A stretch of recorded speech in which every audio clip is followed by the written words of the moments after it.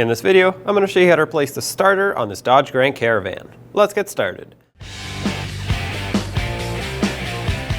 Let's disconnect the negative battery terminal. Your battery is located on the driver's side of the engine compartment. Towards the firewall is the negative battery terminal. The other one is the positive. Use a 10mm socket or wrench and remove or loosen up this nut. You don't have to remove it all the way. Once you loosen it up, you should be able to pull this off the battery and set it aside so it can't make connection again. Use a 16mm socket. Remove these two bolts that hold the engine mount from the bottom through this cross member.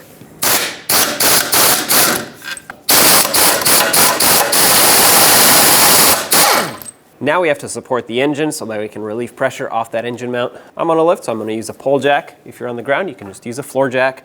And I have a rubber pad here. You can use a piece of wood if that's what you have. I'm going to jack up right on the corner of this oil pan.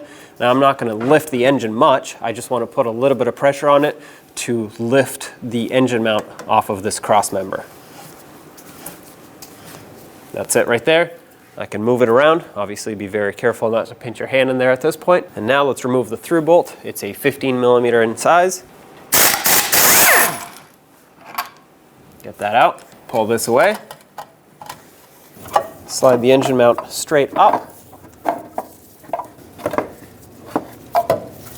Now we have to remove this bracket that holds the engine mount. So there are three 16mm bolts holding this onto the engine. One you can see right here. The other one is all the way up here inside of this hole, which you can't really see much. And then one on the other side, which I'll show you in a second. But let's take those two off first.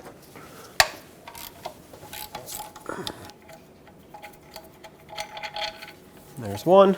This one you kind of have to feel for it.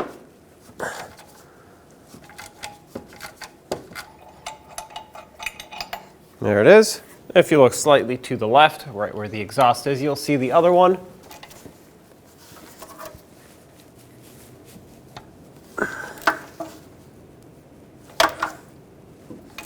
Break it free and remove this one. The bracket will want to come down as you unthread this one. This is the last thing holding it on.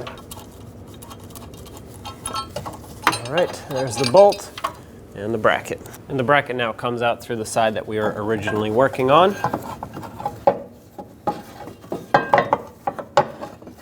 There we go. Set that aside. You can now relieve pressure off of your engine. We will have to raise it up slightly again once we install the bracket, but for now you can take this off. This lowers your risk of any sort of damage occurring on the oil pan. Now we'll have to take off these two bolts so that we can free up the starter from the engine and transmission. They are both 15mm in size. Just going to put a wrench on these and break them free. They shouldn't be extremely tight.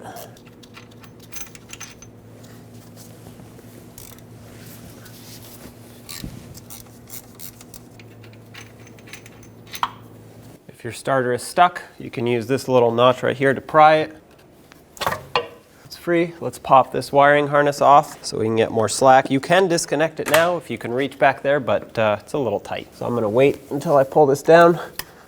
Oh, looks like my retainer is actually broken over here, but if yours is not, I'll just go ahead and pop that off. On the back of the starter, you'll see this mounting nut right here. This is a 13mm, and that holds the main power wire of the starter onto the starter. So let's get this off of here. You should be able to just barely fit a wrench in there. And the mounting nut should not be extremely tight. These are usually just snugged up on there, just enough to hold that wire.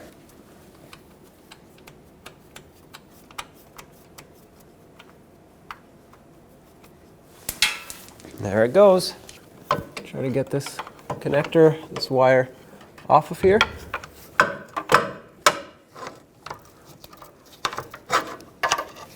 Behind it, there is one more connector, but if we pop this harness off of here, it should have just enough slack to let us pull the starter away without actually having to unplug it just yet, because it is in a difficult to reach spot. Oh, okay, there we go.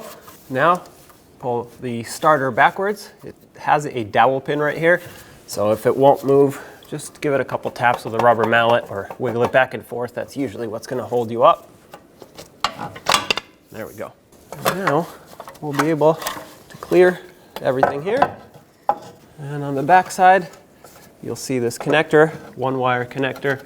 Wiggle it and unplug it. There we go. And there's your starter. Now you want to check this power wire and make sure it's in good condition. If it has a lot of corrosion built up on it, you're going to want to clean it so that it can make good contact. Mine looks very good. I'm just going to quickly scuff it up with a wire brush. There actually really isn't much at all on it other than just some dirt. So I'm going to make sure that it actually is nice and clean. You can always coat it over it after you connect it with some silicone paste or dielectric grease. I'm actually going to do that because this doesn't have a cover to protect it, but this is good to go. So let's install the starter. Just like when we removed the old one, I'm going to start with this signal wire here, the trigger wire, because it's longer and it can easily reach over here. Click it in. If it doesn't click, it can easily come unplugged. So you want to make sure it actually does click.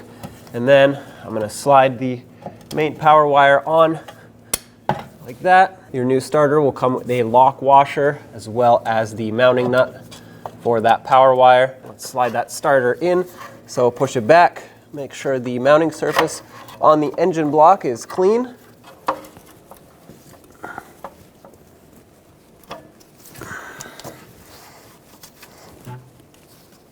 There we go. Let's tighten up that mounting nut on the starter solenoid. When you tighten it, just make it snug. If you over tighten it, it's good right there. If you over tighten it, it'll actually break the connector or the stud and the connection inside the alternator. So just make it nice and snug and you're good to go. This is optional, but I recommend it unless your vehicle has a cover for this. I'm going to put a little bit of silicone paste right over this entire area. This will protect it from corrosion building up in the future. It's just like that, a thin layer. Now let's resecure the starter, put the 2 bolts in. Get them started by hand. They should thread on very smoothly. The torque for both of these is 41 foot-pounds.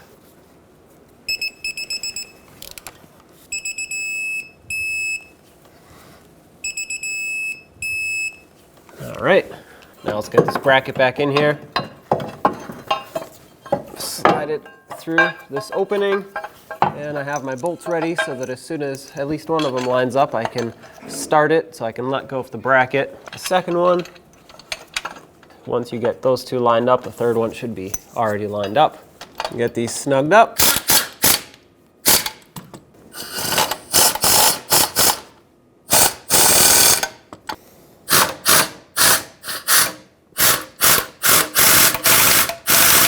The torque for these is 41 foot-pounds.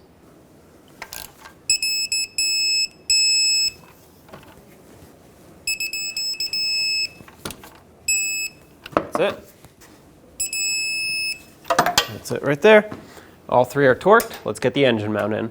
If you relieve pressure off your engine, at this point you'd want to raise it up again so you can have space to put the engine mount in. Make sure the mounting surface is clean up here. You don't want any debris getting in the way of the engine mount sitting flat on this cross member. When you put this in, this tab needs to face towards the front of the vehicle, and this, if you can tell, it's offset. This also needs to face towards the front of the vehicle, towards the radiator, that is. Slide this engine mount up into place here.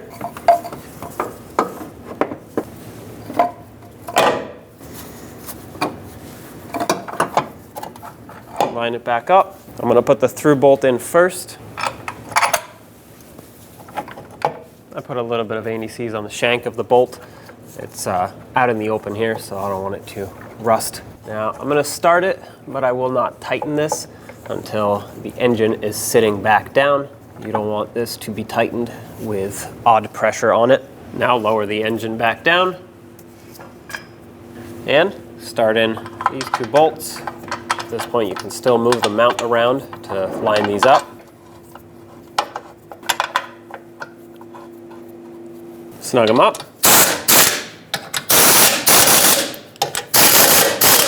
The torque for these 2 is going to be 40 foot-pounds. Now we can torque this one since the engine is in its neutral resting position. The torque for this is going to be 50 foot-pounds.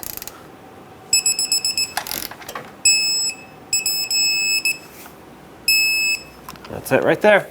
Put your negative battery terminal back on. When you touch it, it may make a spark. Keep that in mind.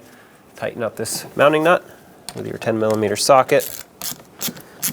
You know that it's tight enough when you can grab this terminal and not spin it by hand. This is plenty tight. If you crush this down, not only will it damage this, but it can also stretch the clamp. When only the best will do, demand TRQ. The only company that lets you view before you do. TRQ is committed to offering the highest quality aftermarket auto parts that are engineered for peace of mind. Thanks for using and viewing with TRQ.